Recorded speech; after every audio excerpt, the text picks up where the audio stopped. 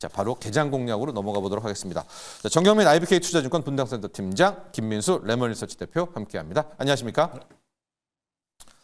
자, 세간에서 공매도 이야기 많이 나오지만 또 어제만 놓고 보면 이게 공매도 때문에 뭐 폭락은 아니었다, 뭐 겸사겸사였다는 얘기 평가가 많이 나오고 있고, 공매도를 피해갈 수 있는 종목은 뭘까? 로봇은 어제 예상을 깨고 거의 공매도가 하나도 안 붙더라고요, 실질적으로. 그래서 두 분의 전문가한테 이 공매도 난국에서 저는 파크 시스템스를 꼽았는데, 나는 이 종목이라면 공매도도 이겨낼 수 있다. 아예 범접을 못할 것이다. 정경민 팀장부터. 범접을 못할 것이다. 뭐 이 정도까지는 아니지만 그래도 네네네. 이겨낼 것이다. 로봇 같은 경우에는 대차를 못 구해서 공매도를 못 쳤다라는 소문이 있어요. 그래요? 네. 네. 대차 장고가 워낙 안 이제 빌려 지분이 타이트해서? 지분이 너무 네. 여기저기 좀 이렇게 네. 있다 보니까 뭐 그런 얘기가 있는데, 저는 그것도 좋죠. 네. 그러니까 이제 뭐 종목 먼저 말씀드려야죠. 네. 그리고 이제 나중에 말씀드리겠습니다. 저는 이제 메디톡스 한번 꼽아봤는데요. 네. 제가 뭐 계속해서 말씀드렸었죠. 이제 뭐 어차피 지금 시황에 대해서, 지수에 대해서는 조금 자신이 없는 구간이니까 이제 뭐 맨날 한 1, 2주 정도는 틈새 종목으로 해보자. 그 틈새 종목은 역시 한한령 해지와 관련돼서 이제 중국인 방문객 늘어나고 또 엔화가 또 반등을 하고 있으니까 그만큼 이제 구매력이 좋아진 일본 관광객이 한국에 일본도 와서 온다. 무엇을 사느냐. 뭐 예전처럼 와서 뭐 치맥 먹겠습니까? 뭐 먹을 수도 있죠. 근데 뭐 그거 해가지고 우리나라 경제에 뭐 큰 뭐 이런 건 안 되죠. 지금 이제 특히나 인천 쪽에서, 지자체 쪽에서 거의 개별 프로젝트로 지금 굉장히 큰 프로젝트로 좀 하고 있는 게 이제 약간 의료 쪽, 이런 쪽이 이제 시술이나 이런 쪽에서 굉장히 좀 큰 그런 프로모션을 좀 진행하고 있는 부분도 있고, 그리고 이제 이런 소위 말하는 이제 피부용 물약들, 이제 뭐 이 필러나 보톡스 뭐 이런 쪽에 어떤 출하량도 지금 굉장히 좀 많이 늘어날 그런 추세에 있다라고 좀 업계 사람한테 좀 얘기를 들었기 때문에, 비단 뭐 메디톡스뿐만 아니라 저는 이런 보톡스나 필러, 그리고 뭐 조금 더 연장시킨다면 이제 미용 의료 기기 쪽까지도 저는 뭐 충분히 이번 장에서 좀 파고를 잘 넘어갈 수 있는 틈새 종목이 되지 않을까라는 생각이 좀 들었고요. 네. 메디톡스는 이제 좋지 않은 좋지 않은 것들을 다 이겨냈습니다. 지금 가장 컸던 게 이제 식약처랑 이 품목허가 취소 처분이 있었는데 그걸 소송해서 이겨냈거든요. 그래가지고 지금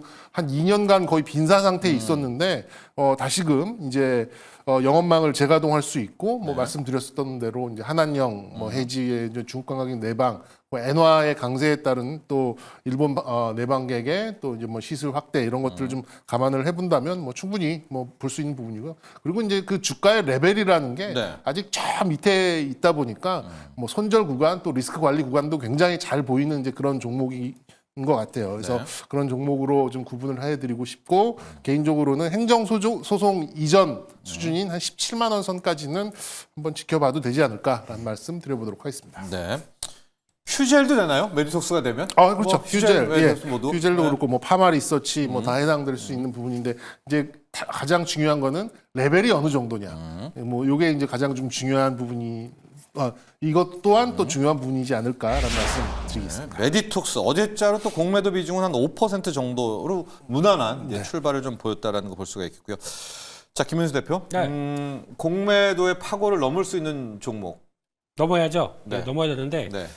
일단 제가 보기에는 S&T 에너지 생각을 하고 있고요. 네, 일단 지금은 트럼프 행정부가 관세 때리기에 정신없는데 그 다음은 뭘 볼 것이냐라고 하게 되면 관세는 받고, 이거 받기 싫으면 우리 거 사라, 이렇게 나가겠죠. 사라라고 하는 것 중에 하나가 무기가 있을 거고, 그 중에 하나가 LNG가 있을 겁니다. 가스가. 그렇게 되면 가스 쪽을 사라고 얘기를 하기 전에 좀 준비를 해야 될 거 아닙니까? 시추하고 팔 준비하고 터미널 만들고, 그렇게 되면 그 중에서 가장 중요한 터미널 관련된 쪽에서 인프라를 또 만들어 갈 때 중요한 것들이 또 이제 관련된 쪽에서 뭐 에어쿨러 같은 경우가 또 매출의 상당 부분 차지하다 보니까 S&T 에너지 쪽에 매출의 기회는 훨씬 더 늘어날 것이다라고 바라보고 있기 때문에 지금도 잘해갖고 특히 수주잔고 팍팍 늘어나는 거 보니까 이 수주잔고 늘어나는 거 보고 공매도가 슈플레이 해야지 못 들을 것 같습니다. 그런 쪽으로 봤을 때는 좀 가볍게 움직이지 않을까라는 쪽에서 이쪽들은 챙겨보는 게 좋겠다라고 봐야 될 것 같습니다. 이 S&T 그룹이 방산도 있고요, 다이내믹스도 있고, S&T도 있고, 그룹 자체가 꽤 뭐 K2 소총 뭐 이런 쪽이잖아요. 근데 이렇게 좀 가나 봅니다. 이렇게 이쪽 터미널 쪽도요, 가스. 모티브도 있고요. 모티브도 있고요. 네. 네. 그럼 홀딩스를 살까요? 아니 그래서 아, 왜, 예. 왜 유독 S&T 에너지냐로 하면 네. 앞서 말한 것처럼 이제 가스 관련. 네. 그게 다음이 될 것 같아서 예, 그렇게 바라보고 있습니다. 네. 역시 S&T 에너지도 공매도 비중이 그렇게 높지는 않습니다. 한 6% 정도가 되고 있기 때문에 자 이런 기업들 쉽사리 공매도가 좀 범접을 못할 곳들 두 분의 전문가와 함께 픽도 해봤고요. 자 개장 키워드 열어보도록 하겠습니다. 정경민 팀장. 비체계적 위험인가? 오, 우리 막 체계적 위험, 비체계적 위험, 재무관리 시간인데요. 네. 이게 제가 어제 이제 하루 종일 저희 좀 목이 아파가지고 이제 산도가 좀 부어가지고 이제 좀 차가운 거를 이렇게 먹으면서 이렇게 시장을 쭉 보고 있었는데 아니 이게 시스템적인 하락도 아닌데 너무 좀 시장에서 이렇게 아우성을 치는 거 아니냐 예. 그러면서 약간의 이제 좀 반대적인 생각이 좀 들기 시작했어요. 개인적으로는 이 정도면 해볼만 한데라는 생각이 어제 또 들기도 이주가면? 했습니다. 예, 네. 예. 그리고 이제 분봉을 보니까 이게 투매가 나오는 수준이 아니었어요. 이게 툭툭툭툭 던져내는 것들이 아니라 그냥 장 초반에 뚝 던져내가지고 약간 이제 늪에 빠지듯이 살짝 조금 더 이제 하락하는 그런 수준이었고 이게 투매처럼 계속해서 이제 그 낙폭을 키워가고 하는 수준은 아니었거든요. 네. 그런 걸로 봤을 때는 저는 또 주도주가 빠지면 담겠다는 이제 그런 심리도 충분히 좀 엿보였고 그래서 어제 또 플러스 나왔었던 그런 섹터들을 보면은 뭐 방산, 조선, LNG, 뷰티, 건설 뭐 이런 종목들이었는데 이 종목들은 뭐 이미 지난주 거래대금을 줄이면서도 시장에서 좀 강세가 나왔었던 그러니까 준비를 어느 정도 하고 있었던 그런 종목들이 아닌가라는 생각이 좀 들었어요. 그래서 저는 결국 기업들의 펀더멘탈보다는 지금 이제 불확실성을 줄이기 위해서는 국내 정치 그다음에 일본 쪽의 금리 지금 조금 저는 그게 조금 인상이요. 네, 그게 좀 있거든요. 또 그러면 뭐 엔캐리 뭐 이런 얘기 또 나올 것 청산? 같아서 네. 네. 그리고 이제 원달러 환율 요 세 개 중에 하나만 좀 풀리면은 어느 정도 시장은 좀 추세를 잡아가는 그런 꽤 괜찮은 반등을 좀 보일 수 있겠다라는 생각이 좀 들어서 이게 너무 이렇게 걱정할 그런 단계는 아닌 것 같다. 충분히 우리가 시장 이게 하락하기 전에도 이렇게 강세를 보였었던 그런 종목들의 연속적인 강세는 좀 나와 있으니까요. 그런 종목들 위주로 접근하시면 될 것 같다라는 말씀 드려보도록 하겠습니다. 네. 전에 한번 우리가 키워드 중에 근본의 PER 있었지 않습니까? 네. PBR 있지 않았습니까? 0.9배, 0.88배. 여지없이 오늘 지금 보면 거의 갔다가는 또 오네요. 그러니까 2,500선에 대한 것은 상당히 2,490선은 코스피가 뭐가 와도 좀 되는 그런 라인인 거죠. 근본의 수치는 근본의 맞는 것 수치, 같습니다. 근본의 수치. 네, 그런 것 같습니다. 자, 현재 시각 다시 2,500선을 회복을 했습니다. 코스피는 1%의 상승, 코스닥은 1.38% 이제 상승으로 출발을 했고요. 자, 우리 김민수 대표 버티는 LNG 밸류 체인, 가스로 오늘 그렇게 굴리셔야 되겠습니까, 혀를? 네, 네, 알겠습니다. 예. value chain. 예. 네. 근데 보니까 2차 전지는 안 좋네요, 여전히. 네. 예, 안 좋고. 네. 예, 역시나 방산 쪽들이 계속 또 주도를 하는 모습들인데 조선이랑요. 조선이랑 예. 일단 지금 그런 쪽에서 LNG 밸류 체인 쪽들은 계속 챙겨야겠다라는 쪽으로 바라보고 있는데 최근에 동향을 보다 보니까 브리티시 페트롤리움, 예, BP죠. 예, 이쪽에서는 재생에너지 투자를 삭감합니다. 워낙 이쪽은 기반들이 예, 화석연료 쪽이다 보니까 그렇긴 한데 이쪽으로 원래 한 바이든 행정부 있을 때는 확대하다가 바로 꺾네요. 그리고 석유가스 쪽을 투자 확대하겠다. 한쪽으로 거의 뭐 유수의 회사들도 이런 식으로 바뀌고 있는 마당에 일단 이쪽에 대한 관심들이 높아진다고 봐야 될 것 같고 게다가 또 이제 중요한 거는 유럽이죠. 유럽이 러시아 가스관 관련된 쪽에서 공급 조달을 2027년까지 안 받겠다라고 했습니다. 그럼 어디서 받을까요? 그게 핵심인데 그러다 보니까 여기저기서 세일이 들어옵니다. 그렇죠. 예, 특히 이제 밑에는 카타르나 북아프리카 쪽에서 들어오기 시작하는데 적극적으로 세일이 못 들어오는 게 뒤에 미국이 떠 가고 있는 거죠. 자, 관세 받을래? 예. LNG 살래? 이런 식으로. 예. 그렇게 되면은 미국의 수출 확대 가능성이 상당히 높아지는 쪽에서 이 결정이 나게 되면 그쪽과 관련된 쪽들도 빠르게 어떤 산업 재편들이 들어가겠죠. 그런 쪽과 함께 이번에 알래스카 LNG 모멘텀이 좀 위축됐다고 하더라도 그걸 그렇게 해석해야 될 것 같습니다. 그들의 의도를 해석해야 되지 이걸로 그냥 모멘텀 없네라고 생각하는 건 아니겠다라는 쪽으로 봤을 때 앞서 말씀드렸던 거랑 똑같습니다. 관세 확정되고 이제 뭐 6월 달까지 안으로 뭐 거의 해결한다고 하죠. 네, 그런 다음에 주고받는 거 다. 네. 그렇죠. 그 사이에 중간에서 부각받을 게 에너지 정책들 생각하게 되면 LNG 운반선 조선이고요. LNG 터미널 관련된 쪽에 투자, 뭐 피팅 밸브부터 관련된 쪽의 내용들 계속 또 체크하는 게 지금은 트럼프 2기 때 맞는 전략이다라고 생각하고 있습니다. 네. 특히 이제 LNG 가스 같은 경우에는 향후 또 친환경으로 가더라도 양다리잖아요. 그렇죠. 약간 얘는 좀 갈 수가 있기 때문에 석유 쪽으로는 안 가도 LNG로는 많이 가는 것 같아요. 그렇죠. 네. 또 배팅을. 네. 맞습니다. 그나마 그나마 탄소 배출에 대해서 조금이나마 네. 더 그 자유로운 쪽이다 보니까 그러니까 나중에 방향 틀더라도 이렇게 묻어갈 수 있는. 맞습니다. 자, 김민수 대표, 알래스카 뭐 비롯해서 아직까지 상반기에는 LNG 밸류 체인은 살아 있다. 네. 뭐든 딜을 할 때 미국은 가스로 들이밀 테니까 그런 점에서 이 버티는 LNG 밸류 체인. 픽 기업이 있다면 하나를 또 보도록 할까요? 앞에서 그 위로 바로 그걸로 다시 한번 바로 그 기업 그 S&T 기업입니다. 예. S&T 에너지를 연관해서 미리 사용을 하셨습니다. 자, 지금요 정경민 팀장. 네. 한화가 난리가 났습니다. 김승현 회장 뭐 좀 보면 뭐 이런 아버지가 있나요? 뭐 2천억의 증여세를 물고 이 그룹을 살리면서 아들을 살린다. 주 한화가 12%대 급등을 일단 하고 있고 뭐 한화 에어로, 한화 오션, 한화 시스템 뭐 이 선택이 일단 이게 느낌적인 느낌이잖아요. 이러고 일단 반영을 하는데 이것이 크게 봐도 한화그룹 전체에 대한 훈풍을 좀 중기적으로도 끌고 갈 수 있는 행동이다. 이 경영권의 완성이 이렇게 보십니까?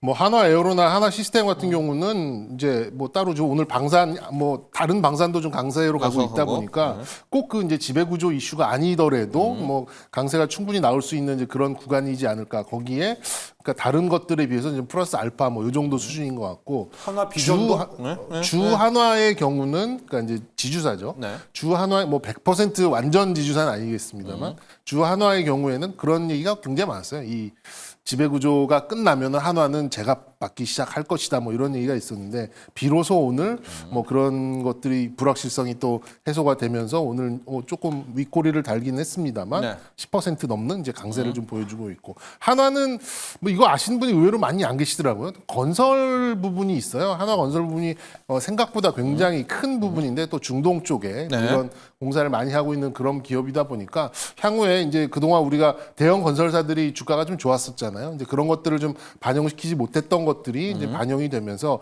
저는 한화가 제법 상승을 해줄 걸로 봅니다. 그래도 아직도 밸류로 보면은 굉장히 낮은 구간에 있거든요. 한화가 뭐 제가 봤을 때 뭐 0.3, 0.4 뭐 이거밖에 안 될 거예요. 뭐 PBR 봤을 때 뭐 향후에도 충분히 더 좀 상승할 가능성이 좀 있어 보이고 그리고 이제 한화 비전을 말씀해 주셨는데 뭐 아까도 저기 전 타임에도 말씀을 했습니다. 한미 반도체 VS 했었죠. 네. 뭐 저는 어제 이제 한미 반도체를 보면서 참 뭐 여러 가지 생각을 했었는데 뭐 글쎄 뭐 제가 봤을 때는 그 정도 실적이 물론 이제 가이던스를 조금 미스하긴 했지만 그래도 저 정도로 밀어버리고 공매도의 대상이 저렇게 될 정도로 밀어버릴까? 50%. 네. 그냥 그 정도는 아닌데라는 생각이 좀 들긴 했는데 아직까지 시장의 심리는 그래도 새롭게 그 이제 뭐랄까 독점력을 깬 기업한테 이제 조금 더 준다? 프리미엄을 주고 거기에 이제 침투를 당한 기업한테는 일단 시간을 통해서 이 실적으로 뭔가를 증명하기를 좀 기다리는 시간이 좀 필요하지 않을까라는 생각을 좀 해봤습니다. 네, 한화그룹 좀 봤습니다. 지금 주 한화가요. 아마 한화에너지와의 합병이 완전히 그러니까 뭐 10년 뒤는 모르겠지만은 이렇게 말해놓고 또 합병하지는 않겠죠. 이제 그 기대감 살아나면서 전반적으로 뭐 가장 크게 오르고 있고 한화그룹도 전체 훈풍이 불고 있는데요. 김민수 대표와는 반도체 장비 어차피 이제 한화비전 이야기가 나왔으니까 뭐 기판과 함께 한미 반도체 이야기도 함께 좀 해보도록 할까요? 요 가격대라면 살만하다 아니면은 그냥 한화비전으로 출발할까? 뭐 반도체 장비 쪽 이야기 전반적으로 좀 부탁드립니다. 네, 일단 뭐 가장 관심이 높은 게 그거죠. 한비냐, 한반이냐, 이런 쪽에서 한비가 한화비전이 그래도 그냥 그런 거죠. 그러니까 없던 밸류를 갖다 붙이게 되면서 이제 나오는 변화, 그런 쪽에서 또 하나 이쪽에 갖고 있는 그 CCTV 관련된 쪽들도 제값을 받기 시작하면서 나오는 변화까지 생각하게 되면 두 가지를 봤었을 때 그래도 새롭게 진출하다 보니까 기존에 있던 프리미엄을 얘를 갖다 주는 거죠. 그런 과정 쪽에서 변화를 보게 되면 일단 한화비전이 조금 더 움직이는 게 맞고 게다가 앞에 붙은 게 한미가 아니라 한화지 않습니까? 요즘에 조금 더 핫한 그러다 보니까 더 셋째 아들이잖아요. 한화비전. 그렇죠. 똑같이 둘째 아들분과 똑같이 이제 대우를 해주고 있는데 그러면 키워주겠다. 뭐 이런 쪽의 입장으로 좀 바라보는 게 시장의 흐름인 것 같고 그러다 보니까 일단 계속 그런 얘기는 드렸습니다. 매매하기에는 한화비전이 훨씬 좋습니다. 근데 한미반도체는 이런 상황 쪽에서 일단 단기 낙폭 과대 쪽으로 들어가는 상황인 것 같거든요. 그러니까 EPS는 올라옵니다. 올라오는데 그 기존에 줬던 멀티플을 못 주다 보니까 거기서 빠졌다고 봐야 되겠죠. 근데 독점 프리를 빼야 되는 거죠. 그러니까 그게 얼마인지 모르죠. 그건 이제 시장에서 결정합니다. 근데 그런 쪽에서 이게 사라지는 과정에서 그래도 그 실적 상향 돌아온다 그러면 반등은 들어올 겁니다. 근데 그게 너무 미약하다 보니까 그런 쪽에서 극점에서 낙폭 과대됐을 때 들어갔다가 어느 정도쯤 반등하게 되면 또 나와야 되는 이런 운명으로 바뀐 상황이다 보니까 조금 아쉬운 흐름이라고 봐야 되겠죠. 지금 대부분의 HBM 관련된 종목들이 거의 다 그렇습니다. 네. 지금 그렇다고 해서 지금 실적이 안 나온 것도 아니고 새로 진입해서 신규로 봤었을 때 거기서 나오는 프리미엄을 갖다 주는 것까지 확인해야 그러면 이제 삼성도 수주 받고 그리고 또 하이닉스도 수주 받고 이런 쪽으로 다 확인되면서 그때부터는 시장이 재평가를 해줄 텐데 네. 그 전까지는 지금 HBM 벌써 몇 년째니 지겨워라고 하면서 안 보는 부분들이죠. 그렇기 때문에 그거는 아마 기업들 내용에 따라서 앞으로 이제 수주 내용에 따라서 바뀔 수는 있습니다. 그거 정도까지 보시되 공격적으로 지금 뭐 다 한비다. 네. 결론은 매매하긴 한비가 좋습니다. 네, 매매하긴 네. 한비다. 네. 네. 왜냐하면 이제 이 풀인 또 모르니까 아무도 네. 일단 세워놓고 그다음 평가를 받게 되니까 그렇습니다. 트레이딩 관점에서 이제 오히려 한화 비전 쪽에 또 손을 들어주셨고요. 정명희 팀장 어제 보면 역시 알테오젠은 사야 된다 뭐 이런 의견들이 많이 있었거든요. 네. 오늘 알테오젠도 한번 분석해 주시면서 바이오 쪽. 의외로 지금 오늘은 이제 잘 버티는 것 같습니다. 네, 바이오 쪽도 일부 바이오의 경우에는 뭐 공매도가 실제로 나왔고 뭐 주가도 굉장히 좋지 않았습니다만 네. 이제 알테오젠을 비롯해서 이제 몇몇 이 코스닥의 상위 종목들은 굉장히 좀 잘 방어해낸 이제 그런 모습이 좀 있었어요. 뭐 향후에도 그럴 가능성이 좀 있어 보입니다. 어쨌든 뭐 그러니까 이게 뭐 지금 이게 무슨 뉴스가 나온 건 아니잖아요. 지금 이제 어떤 이제 특별한 이제 이슈가 나온 것도 없고 그런 면에서 봤을 때는 아직 바이오 특히나 이제 코스닥에 있는 그런 바이오들에 대해서는 아직도 이제 시장의 그 선호도는 좀 남아 있지 않나라고 이렇게 좀 넘겨 짚을 수 있는 이제 그런 부분이 있는데 이게 연속성 그다음에 속도 면에서는 아무래도 이제 지금 금리 인하나 이런 좀 외부적인 요인들이 우리가 예상하는 것보다는 조금 이제 늦춰져 가고 있다 보니까 이제 예를 들어서 이제 알테오젠 빨리 50만 원 가야 되는데 막 이렇게 네네네. 기다리고 계신 분이 애가 타죠. 있으시겠습니다만 네. 이제 금리 인하 소식 딱딱딱 나오면서 이제 그래야 또 이제 또 추가적인 또 기술 수출도 하고 뭐 이렇게 그런 부분이 이제 조금 늦춰질 가능성은 좀 있는 것이죠. 그래서 이제 지금은 이 시장 전체적인 이제 약간 이런 분위기보다는 어느 정도의 선호도는 있습니다만 이거를 이제 신고가를 만들어낼 만한 이제 그런 에너지는 아직까지는 좀 아닌 것 같다. 알테오젠도 조금 더 기다릴까요? 네. 그래서 저는 그래서 제가 이 오히려 이제 이런 뭐 톡신이나 또 이런 뷰티 쪽이 그래도 이제 좀 그때그때 매출을 찍어낼 수 있는 이제 그런 부분이다 보니까 그쪽으로 조금 우회하시는 게 뭐 적어도 한 4월 뭐 초중반까지는 조금 더 유효한 전략이 아닐까 말씀드리고 싶습니다. 셀트리온도 한번 볼게요. 셀트리온 짧게 진펜트라 안 팔립니다. 이거 올해는 되나요? 왜냐면 올 1분기에도 지금 탑픽이 셀트리온이에요. 영업이익 지금 뭐 16배 증가인데 주가가 영 그렇거든요.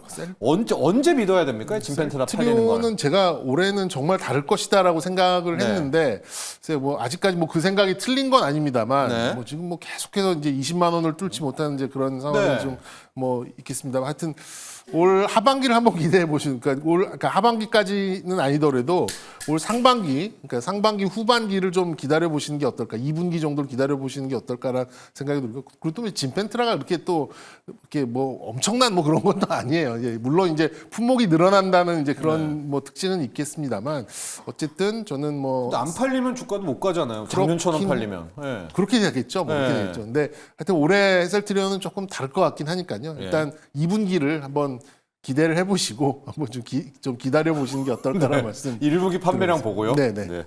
자, 알겠습니다. 자, 오늘 개장훈에 여기까지 했습니다. 상승폭을 더 키워가고 있는 그런 모양새라는 거 전해드리면서 일단 두 분의 전문가 여기서 보내드리겠습니다. 오늘 감사합니다.